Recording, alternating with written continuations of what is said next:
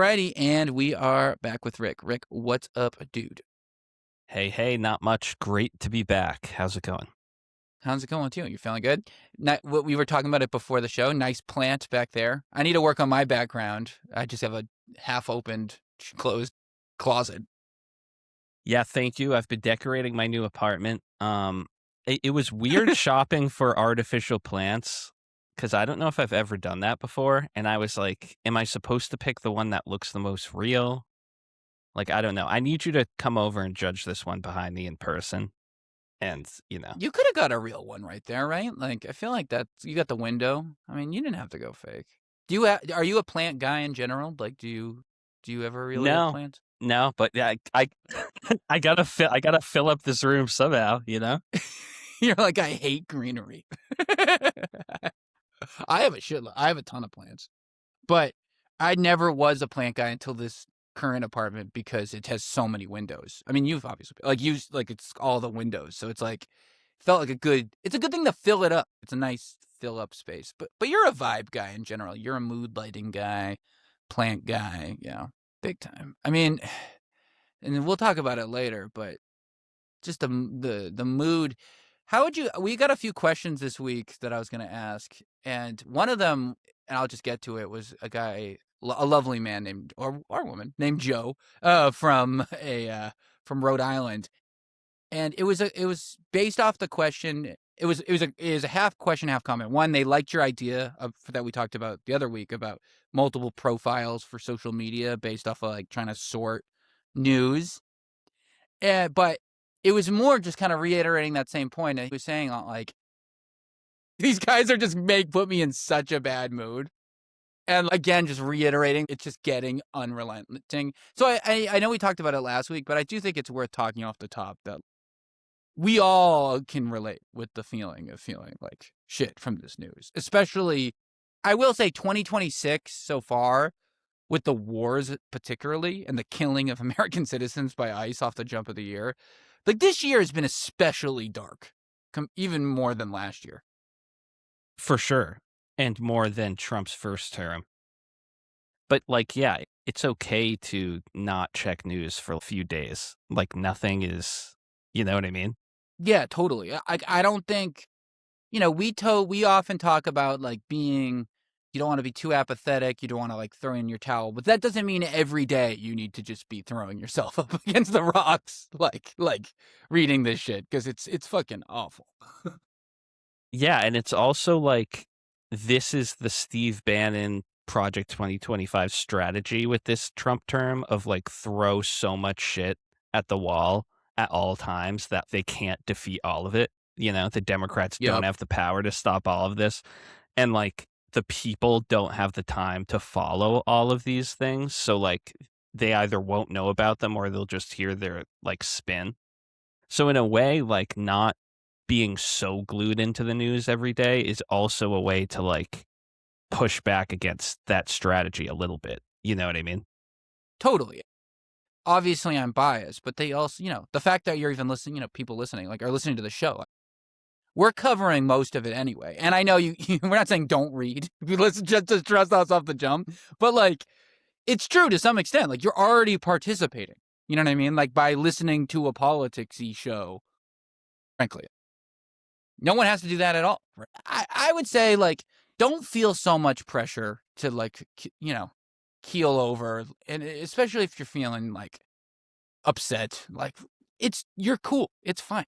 Don't worry about it. Like, it's not one person can solve all of this stuff, and it's very overwhelming very fast. But anyway, I want to talk about it off the top because we got a few questions about what we talked about last week, and I figured this week didn't heal it.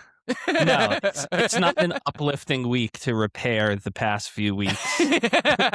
Traumatic news items. No, that's not the case. It sucks too, because even good news like the Olympics, the guys winning the Olympic medals and the figure skate, it was such an happy moment, and even all that got tarnished with nonsense. Like, it does feel like nothing is safe. Patel had to be drinking beer.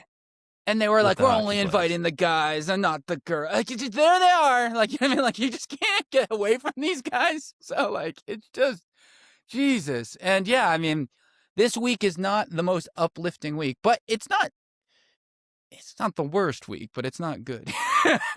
just only another 100 dead. No, I mean, yeah, I mean, week 4 of the war with Iran and the US, things have been chugging along in a, pretty hazy way, right? I don't know what you'd say. Like, I don't know what is going on and what the goal is. It's really weird. I feel like the goals of this war, it's one of the least clearly communicated conflicts ever, you know? Because you could, even the Venezuela thing, while you and I don't agree with it, they were pretty clear what they wanted, the oil.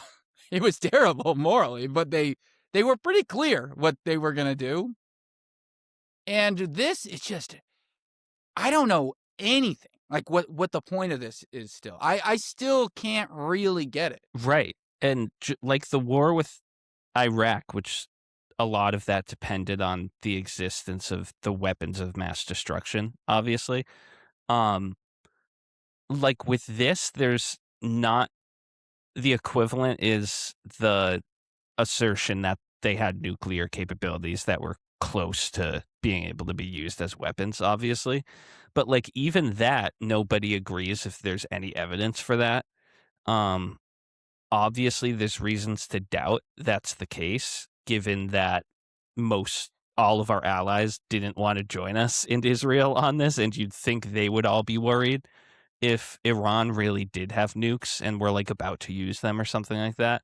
So like even the motivation for going in is unclear, but the obvious goals are switching like like every time Trump talks, I feel like the goal is different. Like at first it was like we already accomplished the mission in the first day when we took out the Ayatollah. Yeah. And now that it looks like his son may take his place, it's like the new goal is assuring the new government will be friendly to the US or something vague like that. Like I still don't know. Yeah, and that guy keeps saying I'm not gonna be nice. Like I'm mad. Right. The son. So, and yeah, it's one of the weirdest things about it.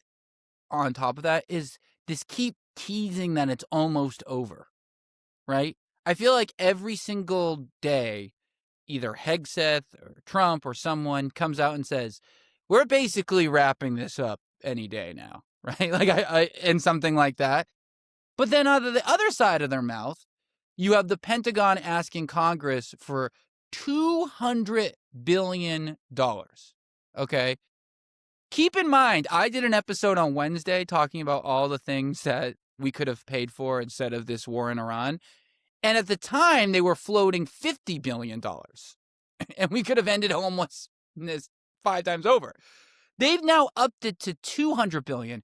And in fact, Trump has talked about it, and same with Hegseth. And Hegseth's remark was, very elegantly put, it takes money to kill bad guys. He added also that the number could move up, by the way, and Trump said it was a small price to pay. So I highly doubt that they'd be requesting $200 million if this was ending anytime soon. Right. 200 exactly. billion, my bad. Yeah.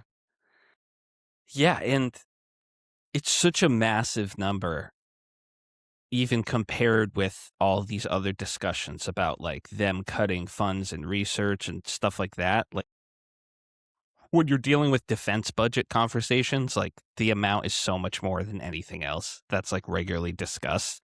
But yeah, like roughly $800 billion base budget for the Department of Defense. Then they added 150 in the big beautiful bill, and now they're looking to add 200. So 200 on top of the roughly $1 trillion budget they already have. And it's like, why do we have that $1 trillion base budget if they can't use that to accomplish whatever military goals are taking place? You know what I mean? Like, why Totally. do they need any additional money? Why do they even need $5 more? They have $1 trillion. And this is a group that says they can't pass an audit. So we literally don't know where the money goes. Right. That's what that means. And it's just the hypocrisy is so insane, especially given the effects that Doge had and the whole point of the Doge experiment that failed. I mean, one of the things that does not get talked about enough is how much of a failure Doge was. It was a total flop. And it was a huge part of the campaign. Now, I don't ever expect MAGA to hold Trump accountable.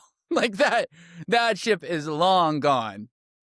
But I do think that a lot of the people listening, because we have a big, 40% of the people listening are conservative, right? So I bet you a lot of the people listening, how's it going? They genuinely feel like the national debt is a huge problem. My God, it hit 39 trillion. We can't keep kicking the can down the road. And a big part of the reason why they may have voted for Trump was because of this deficit spending kind of rhetoric. Frankly, I think that's actually quite an appeal to a lot of people for the Republican Party in general, because they feel like the spending is out of control. And, we can argue if that makes any sense, actually. But I think people really think this. And so what I don't understand is they should be fuming about how Doge was a bust. They should be fuming that they cut billions of dollars of benefits away from healthcare and food, supposedly because they cared so much about the debt. This is just so hypocritical. It should be driving you nuts. It should just be driving everyone nuts. Anyone who cares about the debt should be losing their mind. Right. Because these are giant figures, like a lot of the headlines with Doge was, in the millions of dollars, cutting 10 million to brain research, cutting 50 million from this cancer research. Like that's what AIDS they were victims. mostly. Yeah. They were really homeless veterans. That's what they were focused on cutting money from. But it was almost always in the millions. And famously, there was that story of Musk saying, I just saved 20 billion, and it turned out it was 10 million, like off by such an unbelievable amount. 1,000 times. But even in that story, the number he made up was saving 20 billion. So like we're talking about like yeah, that's a good point. 10 times that in additional money they're asking for now, just for this unnecessary war where they haven't outlined the reasons or goals, even though we're a month into it yet. And the Pentagon has said that they've spent around $15 billion, right? So, first of all, there's no way that's like an aggressive figure. There's no way they're reporting an aggressive figure. They're definitely underselling that, for sure, because those are the numbers they're coming out with. So, that's almost like $1 billion a day they're spending. People need to wrap their head around that. And they fired like 10,000 government workers for whatnot because they said it was too much money was going to government paychecks. So let me get this straight. The outcome of all of that was thousands of people lost their job, millions of people lost their health care and food, and now there's a bomb to Iran. That was the trade? What a bad trade. Like, it's just like, it's hard to like even talk about because it's so unbelievably stupid and hypocritical and so backwards and what nobody wants. Who wants this? Right. I don't know. Israel. Israel really likes this. Oh, and speaking of which, we actually got another question about this, and I don't know if you've seen the rumors. It was from a Jerry, and they didn't say who, but I remember Jerry said this. Thank you, Jerry, for your lovely question. Hello, Jerry, if you're listening. He wanted to know if we thought Bibi Netanyahu was dead, and I don't know why. So at first I was wondering, and I was looking at the conspiracies with the AI hands and stuff like that, and I figured not a bad time to ask. So Rick, is he dead? My Jewish sources say no. Still alive. And we know you're tapped in. Yeah, I'm tapped in. Exactly. No, I did hear that though, that there was like a conspiracy that he was dead, but then he did a very public press conference or whatever, like 2 days later. Yeah, he's fine. He's kind of unfortunately. I mean, right. it would be maybe for the better. I mean, no, he's still kicking. I mean, it just shows you how weird our society is, though, because remember when Trump went offline for like a day and everyone's like, he's dead? Right. Just shows you how much he's messed with our brains. If we're not Yeah. hearing from him 24/7, we're like, he must be dead. There's no other Except like the explanation. Netanyahu theories are get into oh, there's body doubles, pretending to be His him still hands alive. are Whereas weird. the conspiracy theorists won't even believe that for Trump. It's like it'd be too hard to mimic this guy's appearance. Like nobody God can't make this twice. You know what I mean? Well, and Melania also had the body double drama. Mhm. Right? Yeah. And you know what's funny about Melania? Quick tangent. We haven't heard much about how the documentary did. There was a lot of huff about it. Yeah. No Oscar nominations Weird. this past weekend. No Oscar wins. The woke left clearly weren't prioritizing that. That must have been a real flop because no one's reported any of the numbers. So if there was any victory, that would be everywhere. It turns out the audience for a fashion MAGA movie isn't as large as the production company believed they were making. By the way, most famous fashion statement is wearing a weird hat. Right. A hat that covers your face. A mysterious fedora is her big fashion statement. And it doesn't get talked enough about how she is an immigrant who speaks broken English, is his wife, and he hates immigrants who speak broken English. Of course. That logical gap. And she might have overstayed her visa when she was first in the country. Yeah, that really gets unbelievable. A pass. Yeah. Yeah. It's that. Where is she from? Do you know where she's from? I don't know where she's from. I forget. I don't want to guess. Eastern European. Eastern European, yeah, for sure. That's what I would have guessed. Anyway, back to the news. So, but other than that 200 billion mark, which is, by the way, absolutely bonkers. That should be. There's, of course, will he, won't he, boots on the ground. I feel like this is getting, every week we get this, will they, won't they, kind of effect. And the fact that they keep teasing it out makes me feel like it will happen. Especially because what else could get an end game that could even remotely seem as a success other than like a full-blown regime occupation slash change? I've also heard some news that they were thinking about seizing the uranium from Iran with ground troops. I don't know. Right? We don't know yet. It seems TBD, but I definitely think they'll keep talking about it until a decision is made. I mean, I don't think they'll say no. For sure. And there's already 50,000 U.S. troops in the region. It's just they're asserting that so far they've only been operating land and sea in terms of the Iran war. Or sea and air, I mean. Yeah, I know what you mean. Yeah. And avoiding technically a grant, but it seems like they're already on the way. They announced more Marines are shipping out there, and I read that a source within the White House said that if Trump wants to end the war as soon as possible because of how politically unpopular it is, that might push him to use the ground troops sooner. Because like you said, if he's convinced the only way they'll accomplish any of these goals is with ground troops, then what is he going to do? Just pull out and just admit defeat? No, he's never admitted a mistake in his entire life, so that's not likely. Exactly. I wouldn't bet on it. Right. Or he does the thing that his war hawk, more aggressive generals within the cabinet are telling him to do, which is we need to get this done now. We need to put troops on the ground. And it really ties really well to this other thing, which is Trump's consistent fury now at NATO allies for not helping patrol the strait. What does that mean?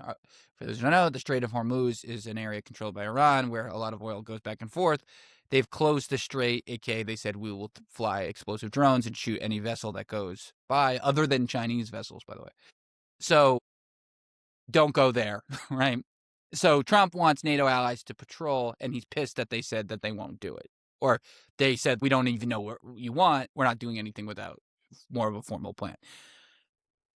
I think it's worth spending some time talking about what an absolute asshole he is here in this case.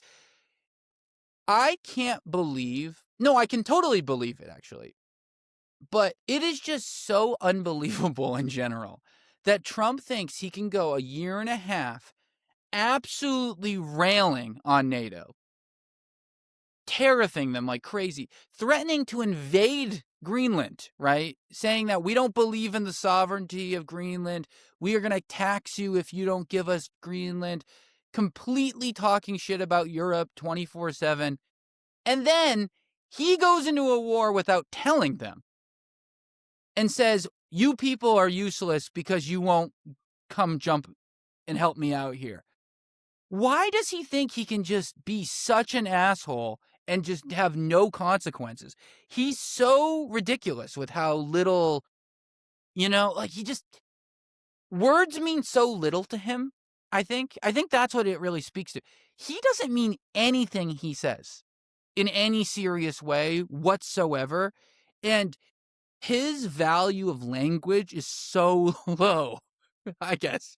Does that make sense to you? Like, how else can you interpret his fury here? I mean, Lindsey Graham said NATO's insufficient enthusiasm made Trump, he said, I've never seen him so angry in my life. What do you think about this, Rick? Yeah, I mean, you summed it up. He spent the past year plus alienating all of our biggest allies, going so over the top. He basically started a trade war with the world. Yep. In addition Mostly to our allies. Right. In addition to pissing off NATO, not defending Ukraine to the extent that he should, all these different things. It's just like where does he get off? You know what I mean? Exactly. No, it's the sense of entitlement. It really is like the stereotype of America, and like how we just go send our troops anywhere and overthrow anywhere, and we just think that it's justified and we deserve to be able to do that. It's really like that on steroids. It's like that personified to the max in one individual person, because the fact that he like you said, like he invaded a country which has major immediate international implications, not just defense, but because of the oil component, without telling anyone. And then he's like, why aren't you guys helping me? And it's like, because you just shocked the world and caused a global economic crisis, and we're supposed to just apologize to you? Exactly. And you have literally spent the last year and a half trying to destroy our economy. and in the case of Canada, saying we're not even a real country. I mean, you spent a whole year saying Canada doesn't exist and it should be the 51st state of the US. And also, I don't think people understand how insane it is, the Greenland stuff. Like, he was saying we were going to invade. What are you, defending it with a boat? We're going to take it if we want. Ba, ba, ba, ba, ba. And now, how pathetic does he really thinks it's the same way he thinks about with MAGA, his own base. He thinks they're so dumb and so pathetic that he can just do whatever he wants with zero consequence. And I don't blame him for thinking that, because he literally does whatever he wants with zero consequence. I mean, it's Right. crazy. His whole life, too. Yeah, that's what I'm saying. I mean, Yeah. Nothing shows that more than his relationship with Epstein and stuff like that. Right. Or the fact that he somehow parlayed a mugshot and felony charges to becoming a martyr. It's just, dude, he breaks the law and he becomes more popular. He's best friends with Epstein and like caught all over the files, and they still don't care. His lack of consequence, He dodges drafts. He doesn't pay taxes. He doesn't pay his. He brags about it, and so he thought, oh, I can just bully a continent, and it would be, and they'll just still come crawling back to me. It's just crazy. He talks about these countries like they're not sovereign countries and their people aren't that important. That's his behavior towards Europe, towards Canadians, towards Mexicans. Like, oh my God. A whole list of our allies, he just always talks about them like they're barely even a thing that should be acknowledged. And that, like, but this is such a clear example because he's done everything possible to ruin his relationships with all his allies. And then he started a war that's such a complete mess, even a few weeks in, that he's realizing, like, oh shit, despite us having $1 trillion and a blank check, we still can't do this ourselves. No, because things are so expensive. Like rebuilding infrastructure. Think about it. Iran keeps striking all these energy infrastructure things in Saudi Arabia, in Kuwait, the UAE, wherever. All of these are going to have to be rebuilt. All of those costs that are getting implied from the troops there and the injuries and the insurances, like rebuilding the vessels that even if they don't get totally blown up, they still take damage. Like these costs mount like crazy. I mean, we saw $1 billion a day. And let's be real. Oil prices are up 45% since the war began. That's just a fact, right? The only reason why he cares about this is because of the political ramifications because of higher gas prices, period. And like, also, people listening should know, and we have actually a weirdly, and I appreciate everyone who listens internationally. We have a big international listenership. It's actually our big chunk of our listeners. Hello, we love you. Sorry. I'm really sorry. So sorry. I'm so sorry. I'm so embarrassed. But no, like the U.S. is a huge oil producer, so we're actually less reliant on Middle Eastern oil than a lot of Europe and Japan is, for example. So actually, this war and the way they've closed the strait has hurt has had larger economic impact on them than us because of our normal reliance on a lot of natural gas and a lot of oil independent. Does that make sense? Yeah, no, definitely. So, and I mean that it gets at, Trump saying higher prices actually help America, a couple weeks back. Because it's crazy. Because he's worried about the bonus size of the CEO of ExxonMobil over the price of gas for everyone else. He's such a piece of shit. Anyway, and to top it all off, and this is we kind of buried the lead a little bit, but it's worth talking about, is that Joe Kent, who is effectively the top counterterrorism official in the whole administration. I mean, you could say it's Gabbard, but this guy is definitely. He resigned on Tuesday, and he released a resignation letter. And what it said, I'm just going to read off of it. It said that Iran posed no direct or imminent nuclear threat to the U.S. Senator John Ossoff later this week basically grilled Tulsi Gabbard, his boss, and he said, like, is that true? And she said, no, it wasn't true. The nuclear enrichment program was obliterated. So she stuck back by the old narrative from last year. So that's obviously contradictory. But of course, Trump took no time to bury this guy, called him weak, pathetic, great, he's gone, blah, blah, blah. And it should be remembered, though, that this guy was a big MAGA guy. Joe Kent. He is not a, moderate even. He's a pretty right-wing guy. So this is a big deal. And again, more and more kind of signs of breaks in the, maybe not the real MAGA base, not like the nationwide MAGA base, but the more political and like administrative MAGA base. Yeah, for sure. I feel like the different parts of the MAGA base usually eat up whatever narrative Trump says, but in the case of the war in Iran, the arguments are so muddled and bad of why Yeah. we're there that I feel like the America First crowd is really like splitting from the administration on this because like they're just they're not buying the argument that this war is an America First move. Like there's and to which makes sense because Trump is doing a terrible job at even trying to make that argument. Um, because it seems more like Israel wanted to take out the Iranian government and the U.S. agreed to tag along. Because apparently that's all that matters in this country anyway, whatever Israel. I mean, Right. it's so risky. This is a bad. It's just bad. But I do think it's kind of to the side, but it's the same stories. It's just like speaking about the NATO thing. So not only is he mad that the group he's been bashing for the last year and a half doesn't want to join in, they don't want to join in a war that our own country said wasn't warranted. Our top terrorism guy said this isn't a real. So not only are they, why would they want to do it if it has no point and you've been a dick? Right. You know what I mean? Right. Like it's not even like it was a real threat, according to our own counterterrorism people. So if you're listening, you have to make a choice. You have to think either there's two things are true, like both can't be true, either one or the other.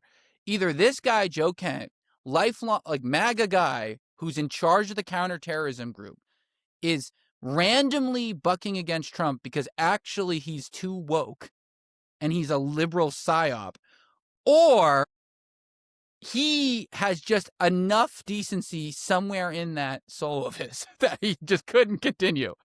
It's either one or the other, right? What do they think he's paid by MSNBC? Like what's the angle here?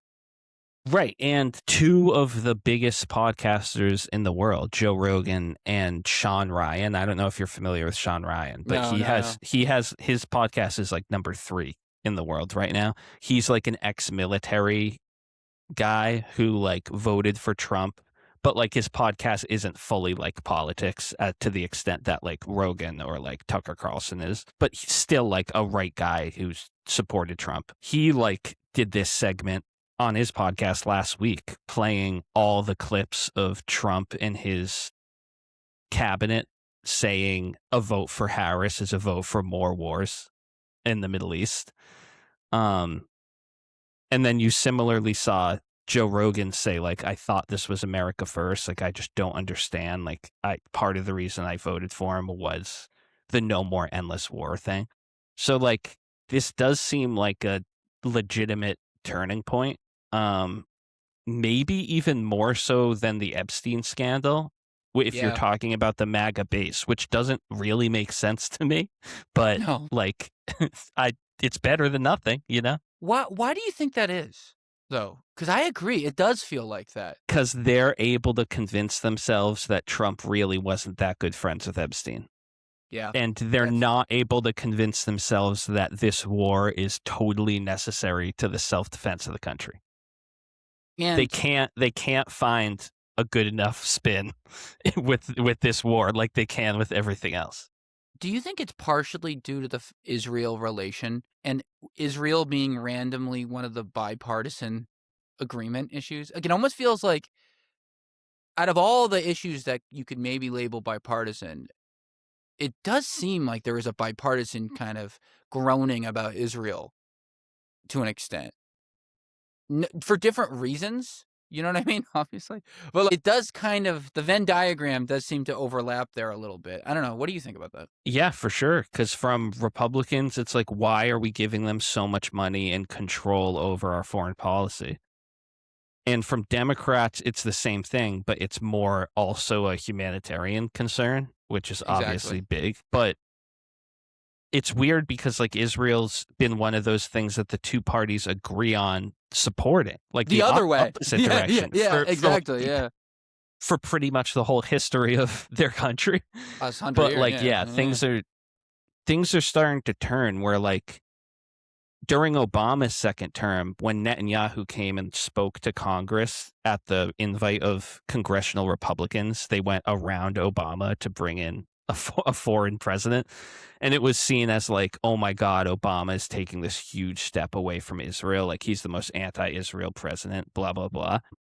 I feel like now that's becoming mainstream for elected officials to have that amount of skepticism that Obama had, which still is saying like Israel is an important ally. We will continue to support them, but we can't just give them a blank check, blah, blah, blah. Yeah, exactly. I think that's true. And it also doesn't help that Bibi is literally a war criminal in the International Court of Justice. Like, he can't even go to half the countries. Like, Right. like that doesn't make it a good look hosting him and partying with him when he's literally, in the eyes of international law, it's an interesting point, and it actually ties less to our final question that we got. And this is from New York. So we know we oddly usually get a lot of the Midwesterners are much more inquisitive typically of our listens. We get a New York listen. This is Mike from New York. And it's a great question that I really want to hear your thoughts on. And it's, do you think Tucker Carlson is going to run for president? Yeah, I could see it. Yeah. Yeah. Yeah. I mean, of the MAGA sphere biggest political figures, he has one of the most loyal followings, I would say, and the biggest name recognition, right? What do you think he is? I don't know. I mean, I do think he could be a dangerous candidate in the sense that I do think his actual beliefs are very aligned with what Trump pretends they are. America first, very isolationist, like that kind of rhetoric. I do think Tucker Carlson actually thinks that stuff. And frankly, I think a lot of people do in this country. I think that's a big part of the conservative base is just kind of really just sick of any degree of foreign intervention, period. And Tucker, I wouldn't call him well-spoken, but he's definitely more well-spoken than a lot of MAGA politicians, right? He's more well-spoken than Steve Bannon or Stephen Miller, Ted Cruz even, or whatever, or random Senator X. So I do think he does have that allure. Here's another question for you. If the 2028 ballot was, and God help us if this is the case, please to God it's not, is Gavin Newsom versus Tucker Carlson, who do you think would win? That's a good question. I think it probably has a lot to do with how the economy is doing In the moment.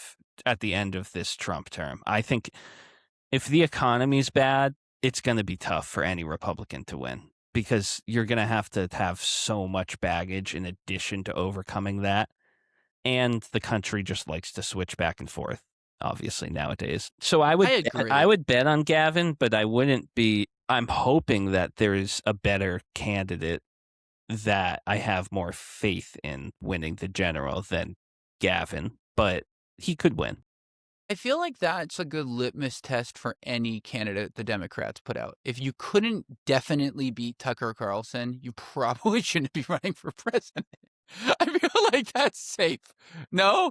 If you can't beat the king of Zin in a debate, Stay home.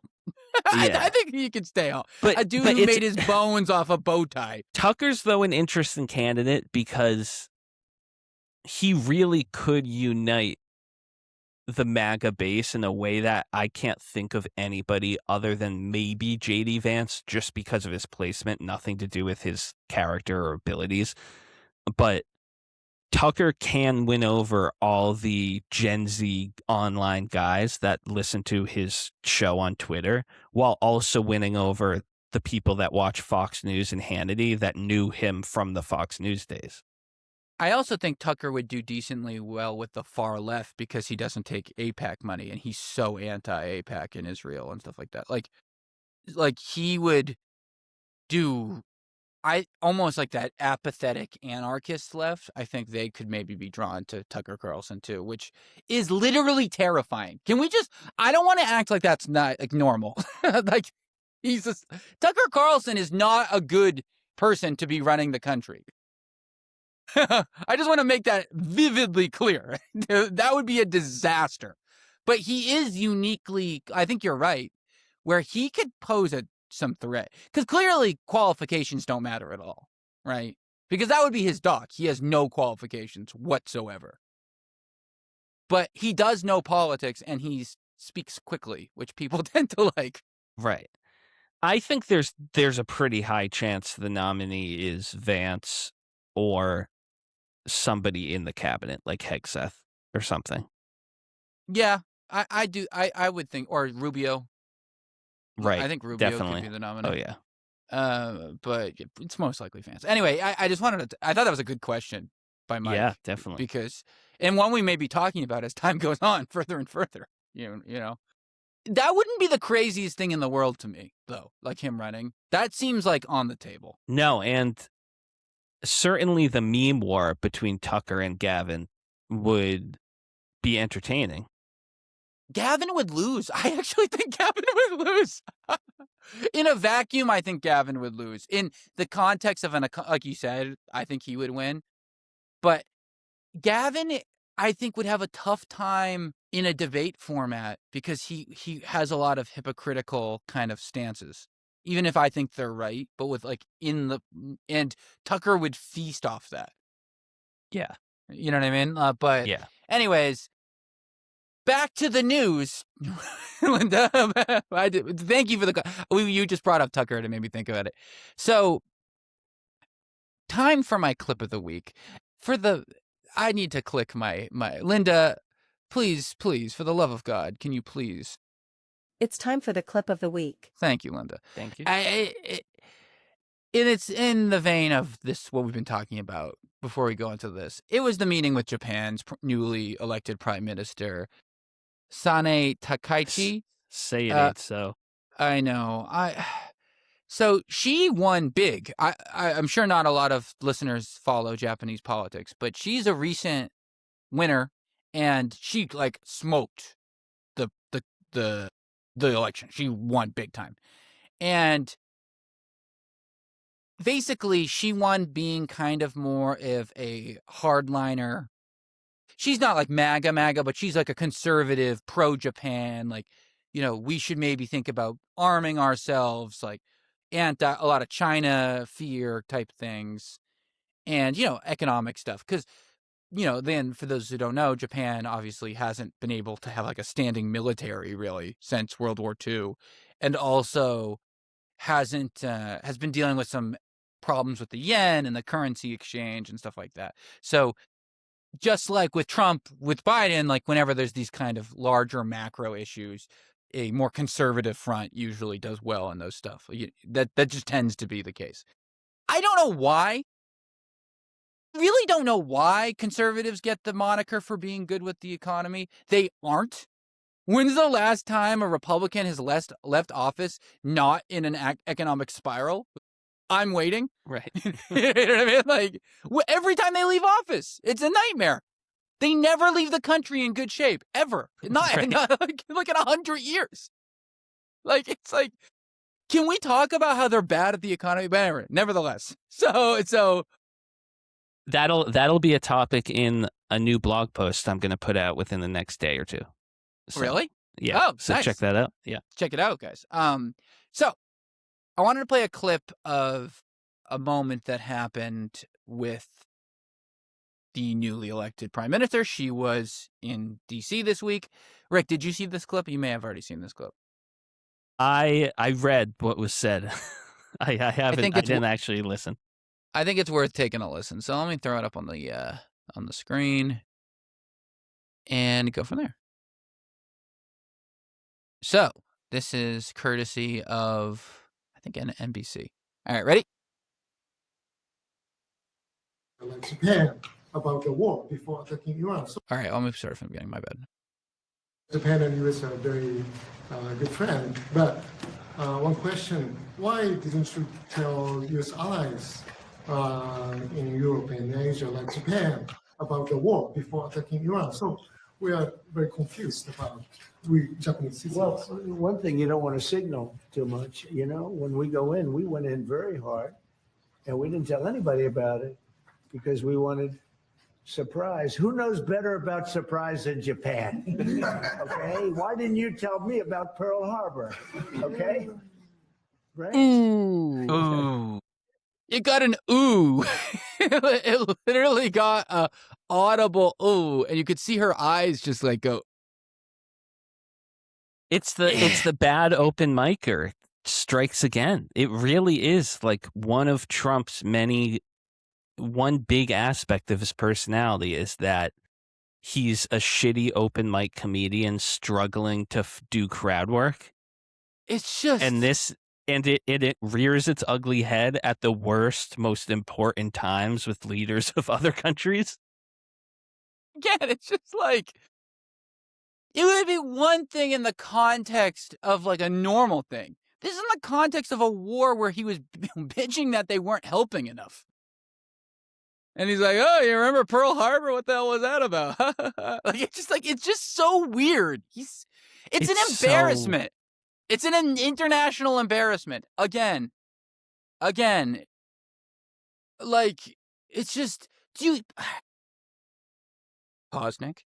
But like, Japan is our biggest Asian ally. It's not even close. Since World War II, Japan by far is our best friend. And maybe the Philippines, you could argue, or Taiwan, but not even. I think Japan would be number one. So in terms of economic ally, not even close. So he's so bad with his allies. He can't. It's so weird to me how he's so much nicer to Putin than he is to these guys. I just don't understand it. Right. And he's such a child and he needs an assistant to be in his ear before these moments going, okay, whatever you do, just don't make a joke about Pearl Harbor or Hiroshima. Can we take Pearl Harbor and Hiroshima off the table and you can riff about anything else other than those two topics? Please. Don't. And it just shows you too, like, he doesn't know anything else about Japan other than that. Right, Like, exactly. He probably doesn't know what has happened in that country over the last 80 years. He doesn't know who that woman is. I mean, he probably doesn't even know her name. Like, the idea that he has any know-how about whatever has happened in Asia over the last 70 years is crazy. No one briefed him. Or if they did, he didn't listen. There's no way. It's so bad. It's just embarrassing. Yeah, I just thought that was just a good moment. So this week too, we had more Bondi drama. So Bondi was voted to get subpoenaed by the House Oversight Committee. They voted 24-19, so it was bipartisan, to subpoena Bondi after her big flop a few weeks ago, the Dow Jones, blah, blah, blah, blah, that flop. And because of that, she didn't go to the subpoena, but she did show up for an unsworn briefing instead, which, of course, was a way you would imagine to avoid testifying under oath. Why else is she just meeting with them in a closed room, right? Apparently, in the briefing, Democrats asked her a bunch, why won't you actually just go and testify under oath? She said she wouldn't do it. She threw a little fit. Who's surprised? We saw how she acts in public. My God, I wonder how she acts behind closed doors. And so eventually what happened was that all the Democrats walked out of the briefing, I guess you'd say, and they said it was a fake hearing. They were like pretty upset. The Republicans were mad that the Democrats walked out, and in fact, a few of the people, including Boebert, who had originally voted to subpoena Bondi, said that they won't anymore because of how bad the Democrats acted.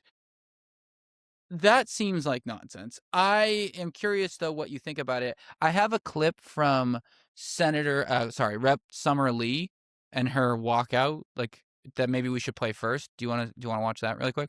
Yeah, sure. All right, just because I think it's worth showing. Oh God. Here, let me share this. All right, ready? a fake deposition, fake hearing with Pam Bondi, where Chairman Comer called me a bitch. So here's what actually happened. We had already subpoenaed her because she has not been in compliance with our subpoena and the Epstein Transparency Act to release the full, complete, unredacted Epstein files. She has been withholding them. She has been obstructing justice since last July. And a couple weeks ago, we finally got bipartisan support to subpoena her, to bring her into our committee to ask questions. Now, today's attempt, sham of a hearing, was your attempt to bypass that. Multiple times we asked her if she would come in and she would talk to our committee on the record, under oath, in the public.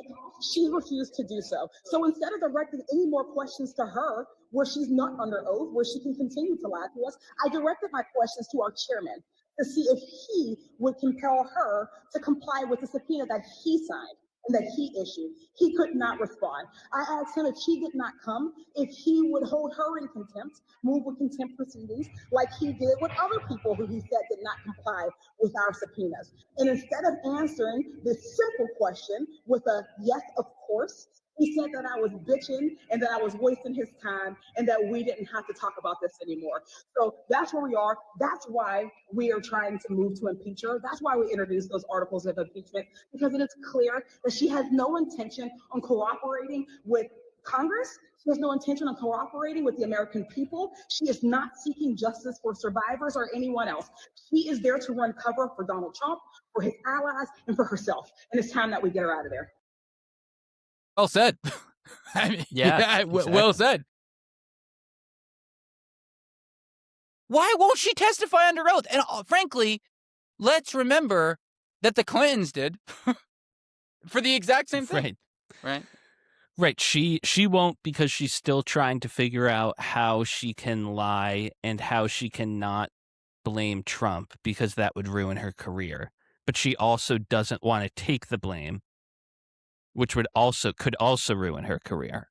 So I think she's still game planning that. Yeah, I don't think. Well, and she also maybe lied under oath last time she was under oath. So right. I mean, but also, like, how terrible of these Republicans to support having her testify under oath, then having her testify not under oath, and when the Democrats walk out and say she's supposed to be under oath, they say, you know what, you guys are so annoying that we don't even know if we're going to make her testify anymore. And it's like, wait, isn't this about like a child sex trafficking investigation? Like, and they're just like, you know what, we don't really care anymore because the Democrats were annoying one day. Yeah, but Democrats being annoying is the justification for half of conservative behavior, period. Really, really all of Trump's presidency. Literally, I mean, they were irritated about the pronouns in the emails, and they voted for Trump. That's it. Their platform is basically, I don't want to vote for Democrats. They're irritating.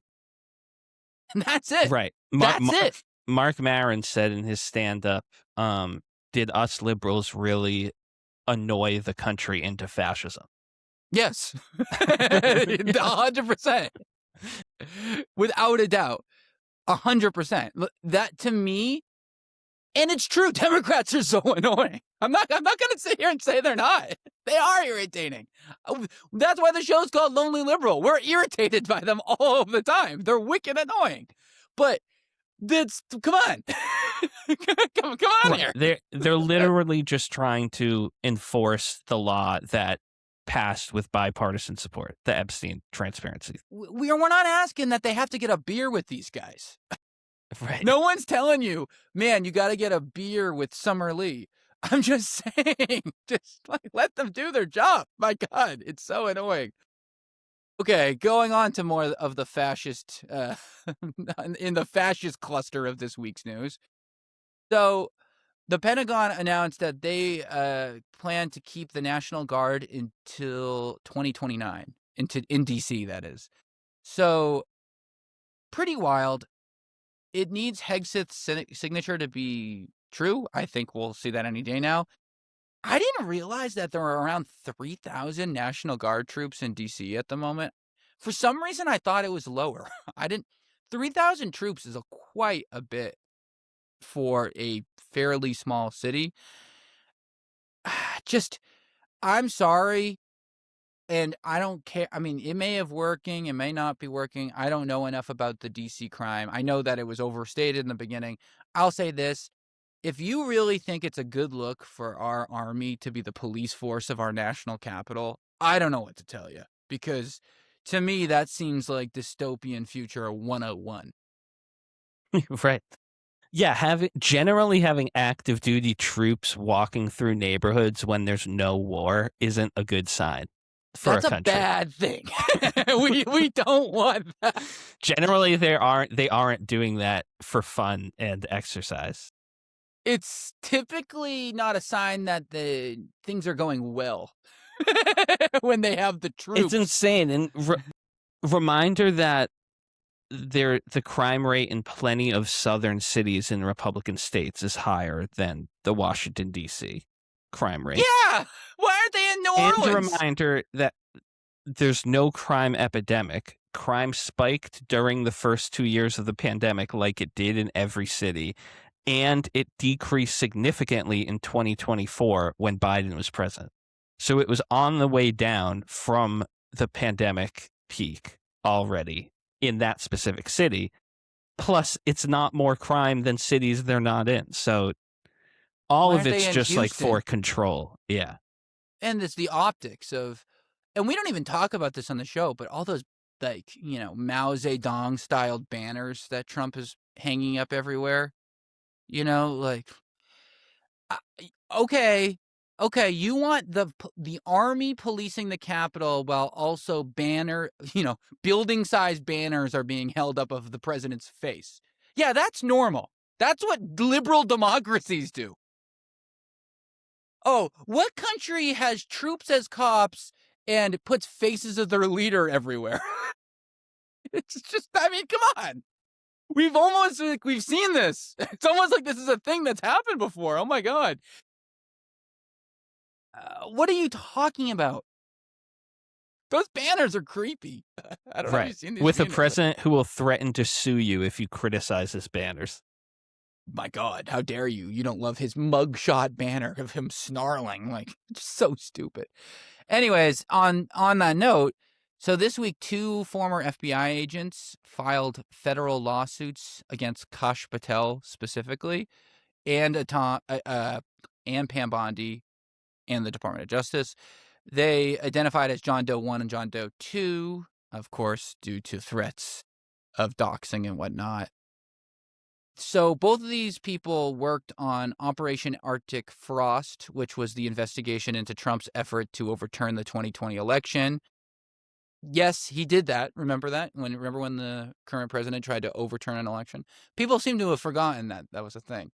And anyways, they were both fired in fall 2025, which happened after Senator Chuck Grassley, who, by the way, is one old man.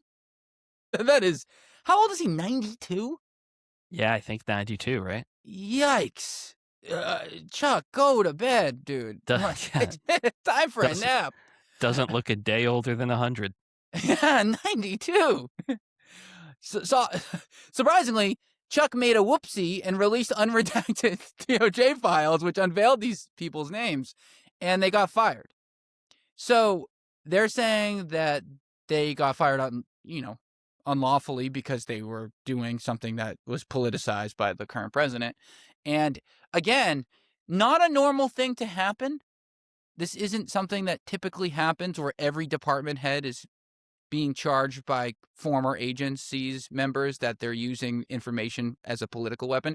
That doesn't happen all of the time like this. And just another example, just like with RFK Jr., just like with Tulsi Gabbard, just like with Pete Hegseth, just like with Pam Bondi, just like with Kristi Noem before she got canned. So, yeah. Yeah, it's just another piece of evidence for the authoritarianism of like this administration. And it really has escalated since his first term. And it's like, obviously he was firing people left and right during his first term, but this term has really been just like almost like he has Steve Bannon reading like The Rise of Hitler on his bedstand and then like whispering his advice into Trump's ear every night. Like they're really just following all the tactics of like authoritarians. It's a bad look when the former FBI agents are publicly suing the current director. That doesn't happen very often. This is not a thing.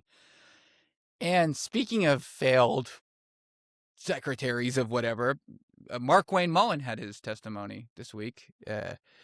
He cleared committee, unbelievably so, which almost certainly guarantees that he will be approved as the nomination. The real standout moment of that was Rand Paul's comments on Mark Wayne Mullen, specifically, calling him like a hothead and stuff like that, and bringing up stuff that I didn't know, which is Rand Paul got assaulted a few years back pretty badly. I remember reading about it, but I didn't realize the extent of it. He got really messed up to the point where he was on like life support type equipment. They had to like cut his lung off and something, like crazy stuff. And Mark Wayne Mullen's on record saying he deserved it basically because he went against Trump or whatever. So fair enough. I think hothead might be underselling it, but yeah, it seems like this guy's got an anger problem, and maybe not the guy we need to have running ICE agents who seemingly also have an anger issue. Yeah, seriously. I don't know if this guy's equipped with the tact needed to handle nuanced situations like that, but yeah, I mean, it seems like he's surefire locked in after clearing committee. I mean, he's a 5-0 fighter, so what, he's going to Instead, use his fist.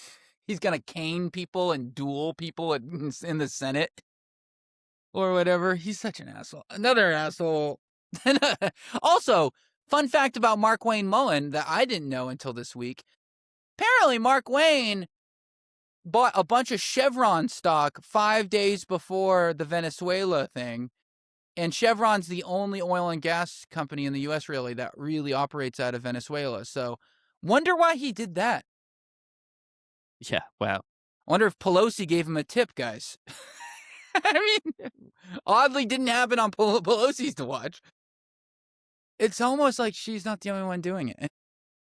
It's almost like Republicans are way richer. Anyway, but to the Department of Homeland Security, we haven't really talked about it that much. Obviously, we have, but it's got to be the lowest of low-key government shutdowns I've ever seen, where we are now on day 35 of the Department of Homeland Security being shut down. Now, again, not ICE and the Border Patrol, because they got additional funding in the Big Beautiful Bill. So they have billions to keep churning. TSA doesn't, and that's where most people will have noticed it. The TSA agents have been working without pay. In fact, 50,000 TSA officers and 100,000 DHS employees have been working without pay, and they missed their first full paycheck March 14th. So since this, 365 TSA officers have resigned. And it's important to remember that each of them takes 4 to 6 months to train. Also, they're calling out, they're taking sick days, they're taking whatever, holidays and whatnot like that. So this is a disaster, frankly. I mean, there's talk now that airports may have to close because of this. Yeah. They're going to have to stop doing flights. All the airlines are saying this, United and stuff like that. Yeah, I don't know what to tell you. This is a disaster. And again, doesn't make me feel safe.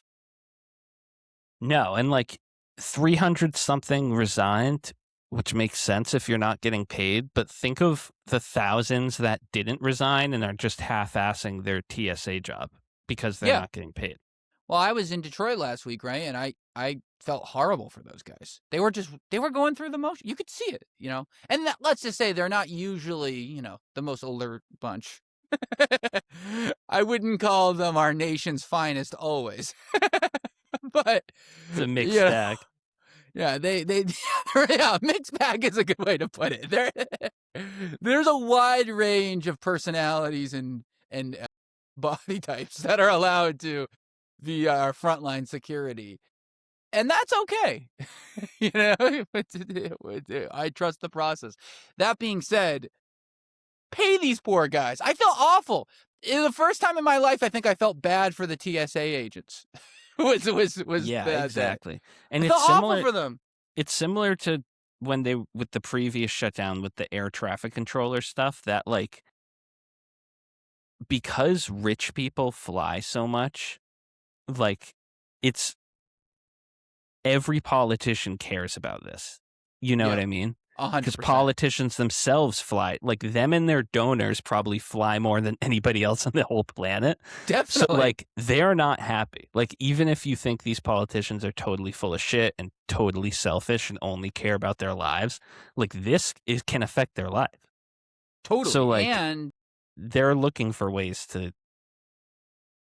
get through it. And there's, like, these proposals to, like, just fund this and nothing else. So maybe it'll spring get break sorted is soon. coming, Of which course. is a big Which flying, That's a big deal for you. You're famously a big spring break guy.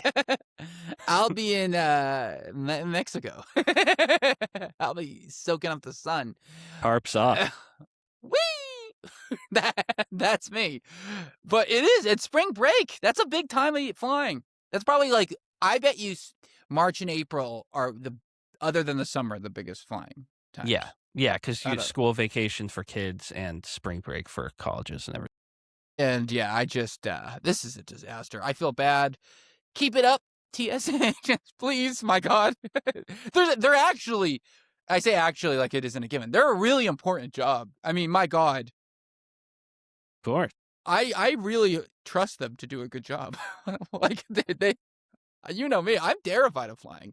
I'm Yeah. scared, so I don't like this one bit. It is important to remember too, though, that the Senate did vote again this week to not sign funding for them. They keep not doing it, which is a bummer. Some other quick hitters before we get to the corner. This week, Elon Musk was found liable for Twitter investor fraud. That seems to have gone under the radar, that he is now probably committing a crime. And I can't say I'm surprised. No. Mm. I feel like he is in the same place Trump was in a few years ago, where it's like the question isn't if they committed any crimes, it's like which crimes do they want to prosecute? Because Exactly. there's clearly a lifelong history of crimes happening. It's just, and he did not great for the people, but great for himself. Like, he skirted that Epstein drama pretty quickly. It's pretty wild given how brutal those emails were between him and Jeff. And people are just kind of giving him a pass, similar to the Nazi salute on the inaugural, because he's awkward. He's really riding, I'm really a weird guy, I'm awkward guy. That's giving him a pretty big blank check to kind of get away with anything. Socially, that Right. is. Yeah. But why? Totally. It's bullshit. It's total bullshit. He's not an idiot. He's a smart guy.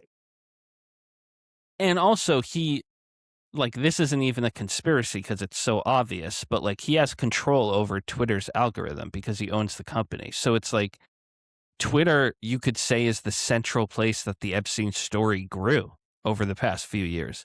So like he has total control to like use the lever of, let me suppress any stories on Twitter that have my name with Epstein while not suppressing the other Epstein stories. I mean, You we know have what I no mean? idea. Right. Well, yeah. And not to mention, he also owns Starlink, which is a huge, so he owns the Wi-Fi, the rockets, the satellites, the media, the cars, the location data, and PayPal, which is your transactional data. So, and then he went to Doge and did the Doge thing and found all your social security information. So I don't know what to tell you guys. like that guy just absolutely ripped off everybody. There's no other way to put it. Yeah, he's not just a quirky nerd. Yeah. Oh, how fun. He could have been that. He was tempoing to be that until he went on Rogan and smoked a blunt. That was Yeah, that was a turning point. That blunt thing really ruined him. It's a real bummer. Rogan really has caused a lot of problems. There's no way to put it. And then lastly, I wanted to talk about this Save America Act again, because again, we're hearing Trump and all of them talk a lot about it. But what has gotten less coverage is that now a lot of several Republican states are passing their own versions of the Save America Act. So I think they're starting to realize that it's probably going to be a no-go at the federal level, at least in the current iteration it's in, which it's highly likely it could change and be, just come back in a slightly less bad way. But it may honestly be worse if it does this state level, because states actually do have the responsibility for like collecting votes and casting votes and running elections and stuff like that. That is a states' right kind of issue. So not only is it possible that they could more legally require these proof of citizenship type stuff and a lot of the Save Act stuff, but it would actually probably be harder to litigate after the fact just because it is at the state level. But do you have any thoughts on this? Yeah, that's a great point. I think because it's at the state level and at the federal level, there's a constitutional amendment about the poll tax that you can't. And obviously, a lot of these voting rights, voter ID laws, like the litigation centers around whether this is a tax on voting. If you're making people go somewhere and spend time and potentially money to obtain a specific type of ID to be able to vote, like, does that qualify as a tax? So I would assume that the states, wouldn't have to fight like that as much of a battle of getting it through the courts for that reason Totally. too. And they can finesse their own local law. You know what I mean? Like their own state kind of thing. But anyway, that's the news. Do you have anything else you want to get to before we chug along? Just a quick culture corner Wait, segment. Linda? It's time for Rick's Cultural Corner. Thank the you, problem with Linda is she's so in and she's so out. She's just, I don't know if her heart's really in it. Yeah, I don't know. I smelled alcohol on her breath earlier, so I think she's been drinking at work again. So we may need to have a talk with her. And we may need, write in some suggestions if you want to be. If you want to be Linda. We are not offering pay, but we do offer great experience. No. Whenever we do get an intern, we will pay 5% of equity. No! Are we offering shares of the Lonely Liberal Media? Maybe we should. Read the fine print, but yeah, it actually does not vest. But anyway, what's up? So yeah, I came across this headline and thought it required some discussion. Let me just read you this ABC News headline, and then we can explain what it means. Independence police say Barbies possibly contaminated with fentanyl at Cargo Largo. Hey. Wait, can you run that one back? What the fuck up? You're probably wondering how we got here. So the headline is Independence police say Barbies possibly contaminated with fentanyl at Cargo Largo. What is Independence police? What is that? Right. Every 2 words needs an explanation. That whole that had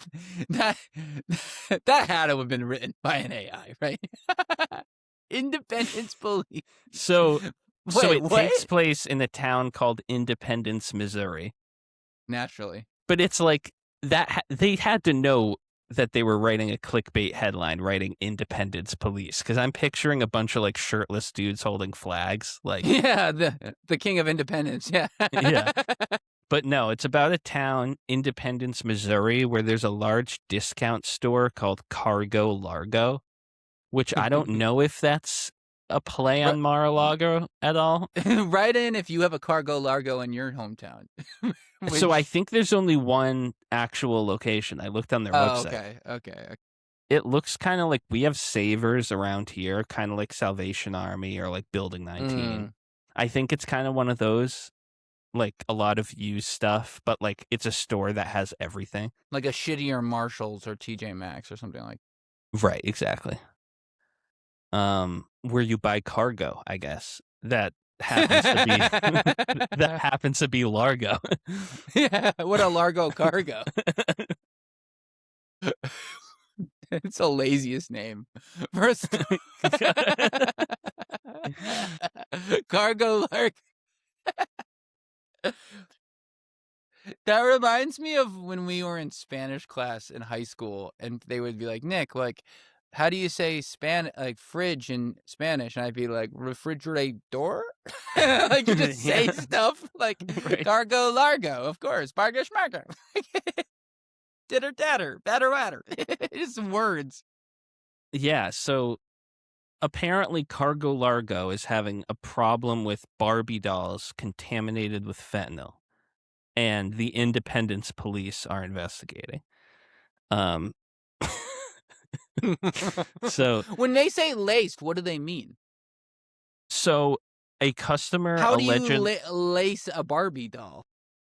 A customer allegedly, so it's a Barbie doll that comes in like the typical like plastic. It's not like shrink wrap, but you know how it's like you have to cut it open when you get it. Yeah, like that electronics come in, like batteries and stuff. I hate those, by the way. Those are like the Yeah. worst. You can never get them open. They cut your hands. It's Yeah, awful. they're sharp. Yeah, I hate how sharp they are. So a customer says she bought a Barbie for her daughter. She went in her car and opened the package, and a poof of powder went in her face. Yikes. She described it as a poof. Ugh. That's the last thing I'd want to happen when I opened a package. A poof of anything coming. Right, and you're saying the worst case scenario is this poof is fentanyl. Like that's the like, number kill one you. worst thing it could be. Yeah. And it turns out she brought it, returned it, the police came, tested it, and there was fentanyl. And they tested other Barbies still on the shelf, and some of them had fentanyl powder on them. That's crazy. Yeah, so there was like a few days where this story was like unfolding, where they were like just putting out warnings, don't buy the Barbies at Cargo Largo, but like we can't confirm yet if they're, and then they confirm like, oh, actually a lot of them are contaminated, but we think there might be 2 or 3 missing Barbies that have fentanyl on them. So authorities asked everyone who purchased a Barbie like between this period to contact the police, and then the police updated yesterday that all the Barbies have been recovered that they were looking for. So I don't understand, like, I guess it was from one shipment. Like, how do they know that other Barbies that are coming haven't been contaminated too? Like, I have some questions about how thorough this investigation was. I have and a lot why. of questions about that. Yeah, and also, were they the only? Yeah, why were only Barbies at Cargo Largo contaminated? Because you have to imagine shipments are wider range than just one store.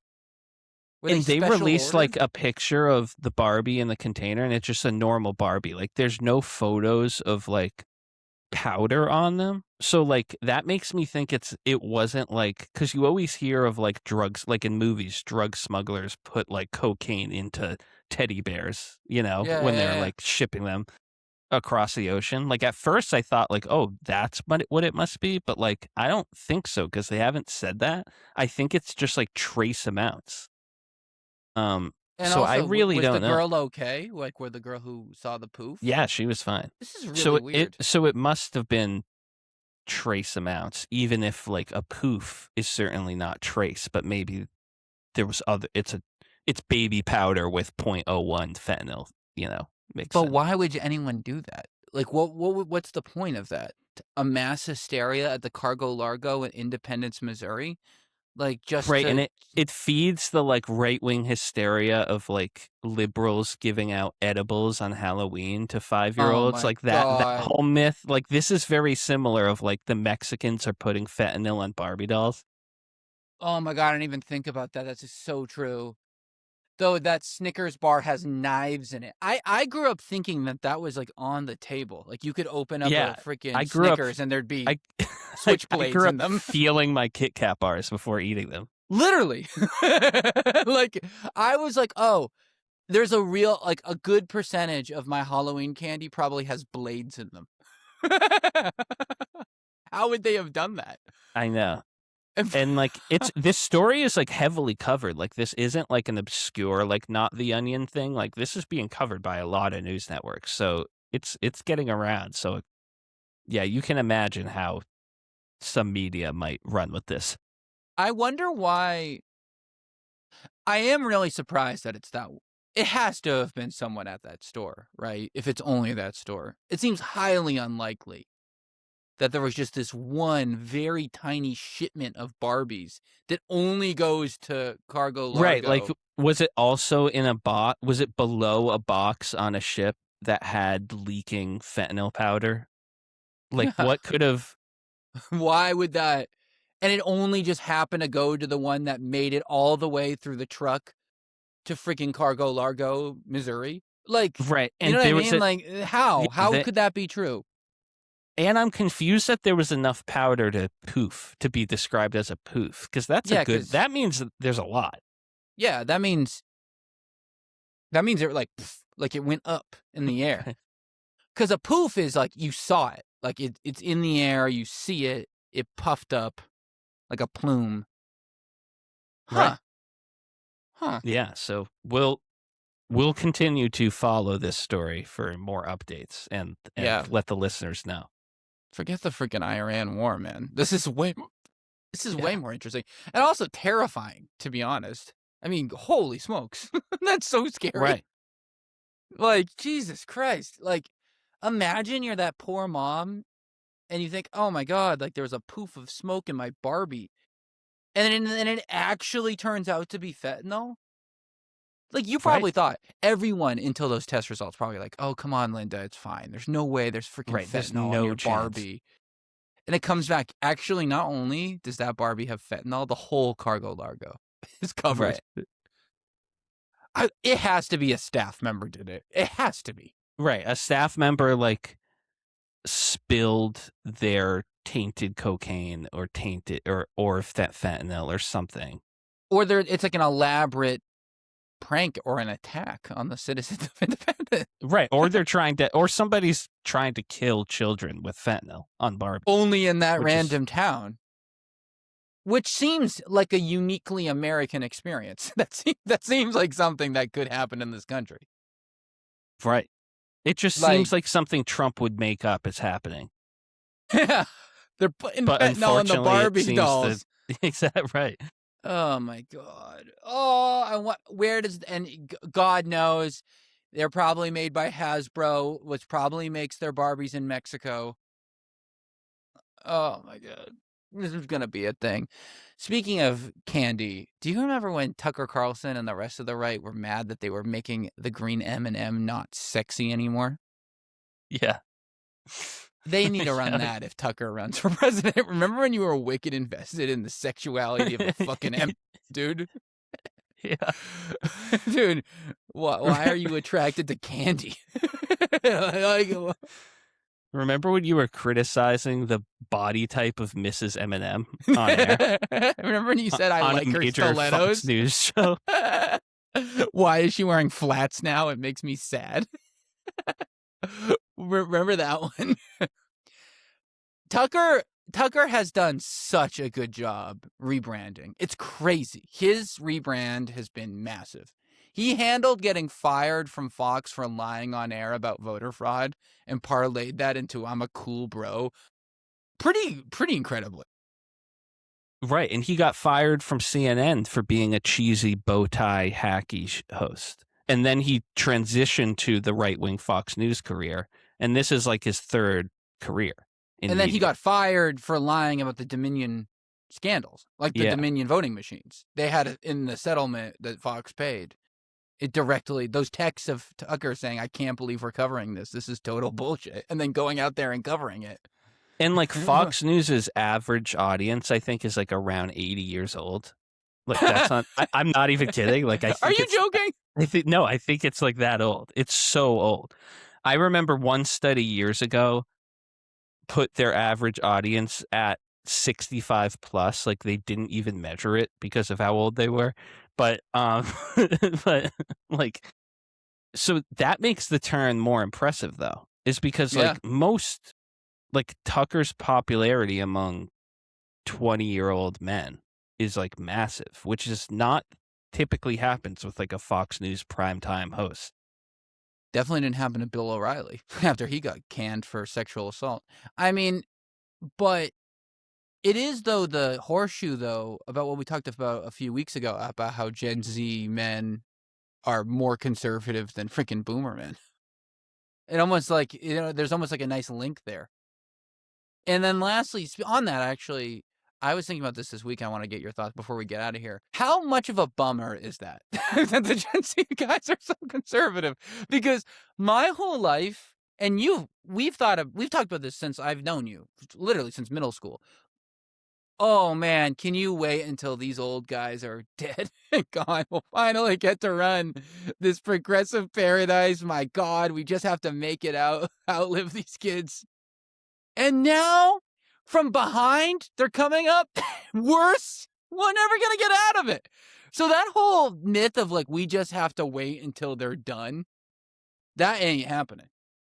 That's not, we need to put that to bed, that hope. Right. And we need to kill the idea that Democrats can reclaim the Obama coalition. It's just over. In general. We need to kill that whole idea. They thought Hillary, Biden, and then Harris and none of them were able to do it. Even Biden squeaking out his one win still didn't rebuild the Obama coalition.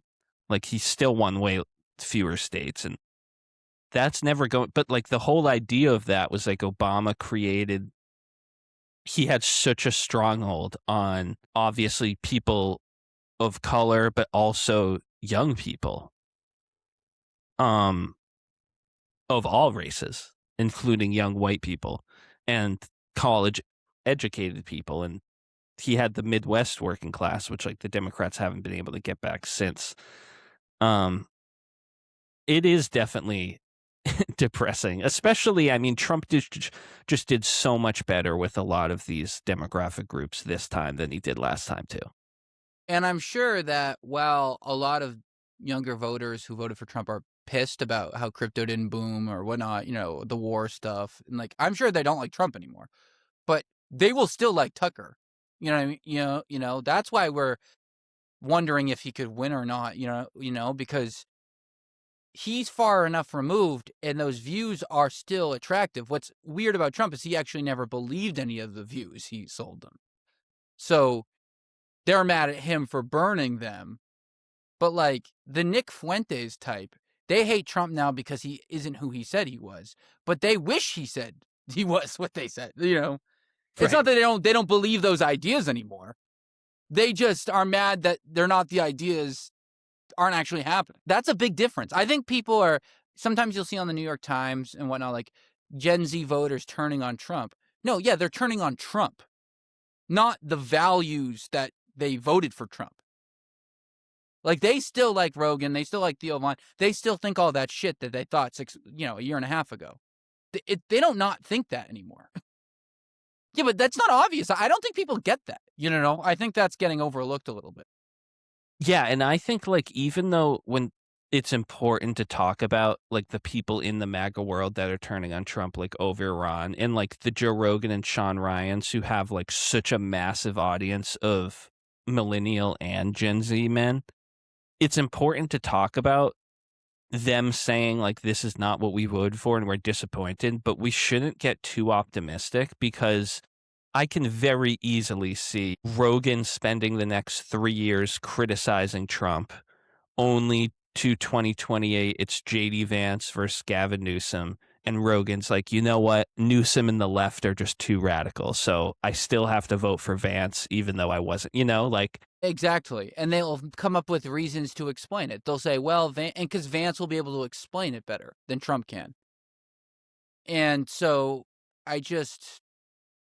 Trump hasn't said a coherent thought in 10 years.